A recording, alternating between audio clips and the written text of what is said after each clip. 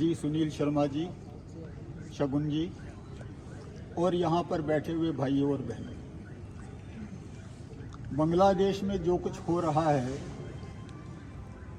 उससे सारे विश्व का हिंदू समाज आहत है और दुखी है। और उसके साथ साथ दुनिया में जो भी मानवता प्रेमी है, जो मानवीय दृष्टिकोण रखता है, वो भी इसकी भर्त्सना करता है। सारे देश में इसके प्रति बहुत रोष है, इसके प्रति बहुत रोष है और दुख भी है। ये बहुत कष्ट की बात है कि इस धरती पर रहने वाले किसी समाज को, जिसका कि अपना कोई दोष नहीं है, कोई कसूर नहीं है, उसको निशाना बनाया जा रहा है, उसका उत्पीड़न हो रहा है, उस पर आक्रमण किए जा रहे हैं, महिलाओं के साथ दुर्व्यवहार हो रहा है और धार्मिक स्थलों को अपमानित किया जा रहा है।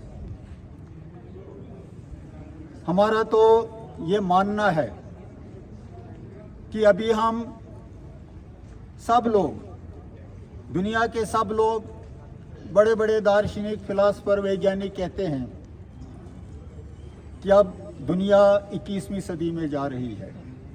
संसार ने, विश्व ने बहुत विकास किया है, मानवता की बड़ी तरक्की हुई है, लेकिन अफसोस होता है ये देखकर कि अभी भी कहीं कहीं जाहिलपना मौजूद है, अभी भी कहीं कहीं कट्टरपन इस तरह से मौजूद है कि ऐसा लगता है कि जैसे अभी भी ये मानव समाज, ये ह्यूमैनिटी कहीं डार्क एजेस में रह रही है, किसी अंधेरे युग में जैसे अभी भी लोग रह रहे हैं।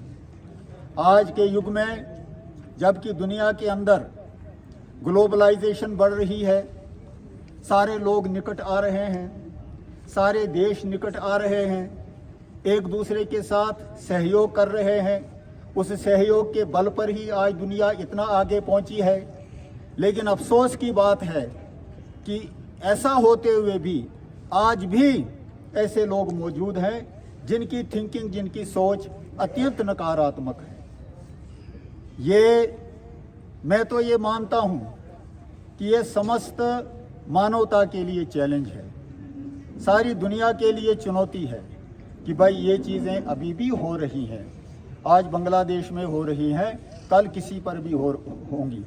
देखिए बांग्लादेश के अंदर हिंदुओं पर आक्रमण हुए, बांग्लादेश में कोई जंग नहीं चल रही थी, कोई हिंदू मुस्लिम फसाद नहीं था।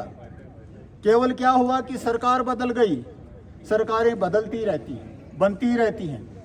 अगर वहाँ से उन्होंने शेख हसीना को हटा लिया, उसकी जगह पर अगर दूसरी सरकार आई थी, ऐसा कंट्रीज में होता है। लेकिन ये समझ नहीं आ रहा है कि उसके बाद हिंदुओं पर, अपने ही लोगों पर, जो बांग्लादेश के ही नागरिक हैं, उन्हीं के भाई हैं, उन पर आक्रमण क्यों शुरू हो गए, उन पर इतना अत्याचार क्यों शुरू हो गया। और क्या कारण है कि अब उनके मंदिर भी सुरक्षित नहीं है, उनकी माताओं बहनों पर, छोटे छोटे बच्चों पर अत्याचार हुआ है।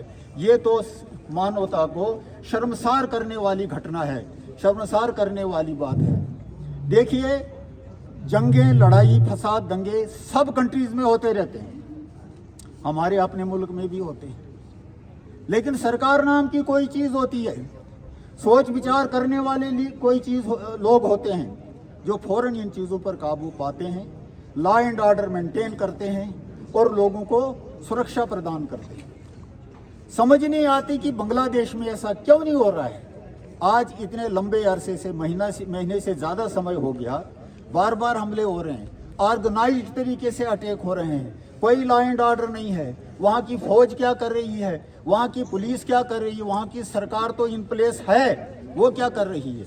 ये और सबसे ज़्यादा दुखदाई बात है, किसी सरकार के होते हुए, सेना के होते हुए, लॉ एंड ऑर्डर मशीनरी के होते हुए इस तरह से क्यों हो रहा है। मैं तो ये समझता हूँ कि हर समाज के अंदर देखिए चिंतक होते हैं, फिलासफर होते हैं, मुफक्किर होते हैं। आज दुनिया भर के मुफक्किरों को, विशेषकर इस्लामी जगत के मुफक्किरों के लिए सोचने का समय आया है कि क्यों हो रहा है इस तरह से, हमारे आदमी इस तरह से क्यों कर रहे हैं। फ़लस्तीन की लड़ाई चल रही है, हमास के साथ लड़ाई चल रही है, वहाँ भी हम देखते हैं कि अत्याचार भी हो रहा है, छोटे छोटे बच्चों के साथ भी हो रहा है, इसमें कोई शक नहीं है। लेकिन लड़ाई दुतरफा है। अगर एक तरफ से तोप चलती है, दूसरी तरफ से टैंक चलता है, वहाँ जब तक वो जंग दुतरफा चलेगी वो तो चलेगी, उसमें बेगुनाह लोग भी मारे जाएंगे। लेकिन बांग्लादेश में इस किस्म की तो कोई स्थिति थी नहीं। वहाँ तो हिंदू और मुसलमान भाईचारे से रहते आए थे। जब तक शेख हसीना वहाँ की प्राइम मिनिस्टर थी कोई समस्या नहीं थी, कोई बात ऐसी सुनने में नहीं आई थी। लेकिन जैसे ही गवर्नमेंट को टॉपल कर दिया गया और उस वक़्त वहाँ के कुछ कट्टरपंथी लोग बल्कि सारे ही हावी हो गए। और जो अत्याचार इस हुआ है, ये तो वही अत्याचार है जो जर्मनी में यहूदियों के साथ किया था। जर्मनी ने 60 लाख लोगों को मार दिया था और अभी तक बांग्लादेश में भी हज़ारों लोगों को मार दिया गया है। ये हमारे लिए बड़ी दुख की बात है। हम भारत सरकार से आह्वान करते हैं, हम भारत सरकार से ये रिक्वेस्ट करते हैं कि अपने जितने भी राजनयिक तरीके हैं, जितने भी अपने डिप्लोमेटिक चैनल्स हैं, उनका वो उपयोग करें और बांग्लादेश में शांति कैसे स्थापित होती है उसके लिए प्रयत्न करें। ये किसी भी समाज के लिए अच्छा नहीं है। अगर आप गौर से देखेंगे, ध्यान से देखेंगे, तो आप पाएंगे किसी भी धर्म में, किसी मजहब संप्रदाय में, किसी भी किताब में ऐसा नहीं लिखा हुआ है कि आप किसी का उत्पीड़न करो। अपने अपने विचार सबको होते हैं, अपना अपना पंथ सबको होता है और सभी महापुरुषों ने ऐसे ही कहा है। कोई पैगंबर, कोई अवतार ऐसा आज तक नहीं आया है जिसने ये कहा हो निकलो और किसी दूसरी जाति पर या दूसरे बिलीवर्स जो है, दूसरे विश्वास रखने वाले लोग हैं, उन पर आक्रमण करो।